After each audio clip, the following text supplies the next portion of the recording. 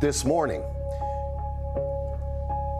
New details about the lead investigator in the Karen Reed murder trial. We're talking, of course, about Trooper Michael Proctor was relieved of his duties after his testimony revealed a series of vulgar text messages he sent about Karen Reed, and we've learned he's been transferred while he awaits a hearing. Let's get right to NBC 10's Lauren Melendez, who has more on how state leaders are reacting to this decision. Lauren. Well, I haven't seen a favorable reaction to him yet, guys, and I want to make sure I start by saying that him being relieved of his duties doesn't mean he is still a member of the Massachusetts State Police. He's on their payroll. Again, as LaToya said, transferred into a South Boston unit, but he can no longer work on cases or function as a trooper, and his superiors echoed why.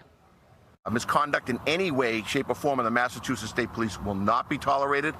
So that was a colonel with state police who told NBC 10 investigators that after we pushed for answers about where the department stands on Proctor's behavior, which drew intense criticism and quite frankly disgust, even from the governor in regard to his conduct during his investigation into Karen Reed. Even a jury could not come to a consensus about whether she was guilty or innocent of hitting her Boston police officer, John O'Keefe, boyfriend, and leaving him to die in 2022. And right now, many trial experts, even community members alike, are just left to speculate whether Michael Proctor's own self-described poor judgment and misconduct as the investigator was a major reason why.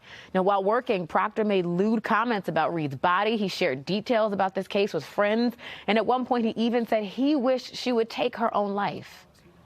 This was the right move to remove him. There is a process, so we have to wait for that process to go forward.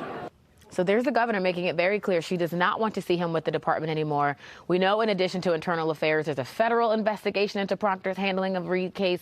Mass State Police acknowledging directly, too, that they need to work very hard now to regain the public's trust. This is unfortunately yet another blemish for their department. They had an overtime scheme.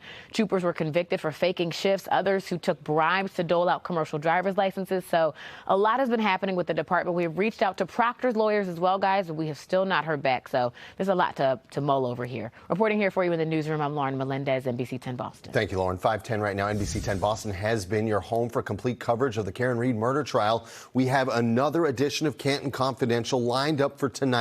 That's at 7 o'clock. We answer more of your questions about what's next after the mistrial.